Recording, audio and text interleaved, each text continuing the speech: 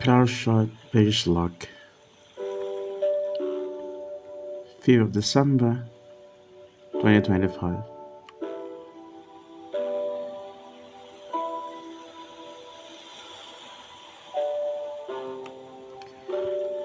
This week's Parashah continues the story of Jacob, marked by constant difficulties, conflicts, suffering, and reconciliation. In fact, the book of Genesis describes the story from the beginning to the period of the patriarchs and matriarchs as a complex relationship between family and members. It possibly teaches us the story told is a theologizing of a remote past preserved in the memory of tradition or biased tradition of tribal or clan relation, and that from a biblical perspective it takes on religious meaning and becomes part of God's plan. We see the initial conflict with Adam and Eve, with Cain and Abel, with Abraham, Sarah, and Hagar, Isaac and Ishmael, Jacob and Esau, the sons of Jacob and Joseph. All this complexity of encounters and disagreements between people reflects the history of humanity, with all that represents both the good and the less good aspect of human behavior. Today, Parashat Vayishlach, Genesis chapter 32, verse 4, 36, and 4, is very rich in teachings and Jewish tradition, has composed extensive commentaries on it. It is not within this time frame that we can fully explore the wealth of teaching it contains. Firstly, we have the impressive encounter of Jacob with his brother Esau, separated after 2 decades. The encounter is marked by forgiveness and reconciliation between them in a surprising way. On his way back to the land of Israel and to meet his brother Esau, Jacob fights with a man who would change his name to Israel. Then we have Dinah, Jacob's daughter, who was kidnapped by Shechem, a powerful man in the region. Simeon and Levi, Jacob's sons, will avenge this act and recover their sisters. Subsequently, Jacob settles in Bethel, and Rachel dies giving birth to Benjamin. She is buried in Ephrath, also called Bethlehem. Finally, Isaac dies and his 2 sons Esau and Jacob.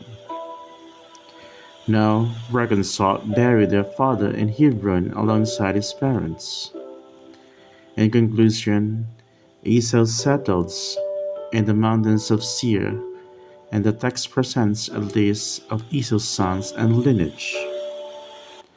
As previously mentioned, it is a parashah rich in existential and faith-based events and teachings. I would like to add a small portion of Jewish reflection on this parashah, just to taste it, using the commentary of one of the greatest commentators of the Jewish tradition, Rashi. As is known, Rashi makes a special detailed commentary on the Bible and the Talmud, rereading and interpreting all his tradition and updating it, prioritizing the concern to make the text understandable and applicable, emphasizing the Parashat simple, obvious, literal, concrete sense as the form closest to the original meaning of the text. Right from the beginning of the reading, we learn its depth and how much it can teach us. The text says that Jacob sent messengers, Malakim, angels, beforehand to his brother Esau in the land of Seir, in the fields of Edom. Rashi clarifies that these are indeed angels because the previous verse speaks of the angels who came to meet Jacob and it is angels that Jacob sends. And in the sequence, verse 5, Jacob orders the angels sent to tell his brother that he dwelt, in Hebrew, Goti. Rashi teaches that this means that when Jacob meant to say Esau, I did not become a prince, nor a notable one, but remain as a foreigner, in Hebrew, Gia, from the same root as the verb I dwell, in Hebrew, Goti. You have no reason to hate me because of the blessing your father gave me. Be the master of your brothers. Genesis chapter 27, verse 29. The blessing was not fulfilled in me.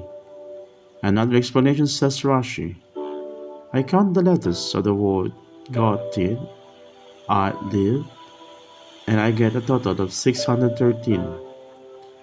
This means that I live Goti with Laban the wicked, but I keep the 613 commandments of God. I do not know follow his bad examples. Dear friends, as we can see, Jewish tradition teaches us that a single Hebrew word of expression from the scriptures can be an inexhaustible source of learning. This fact alerts us and challenges us to the continuous search for the Word of God, and as a teaching of the Church say, aided by listening to and studying the tradition of Israel.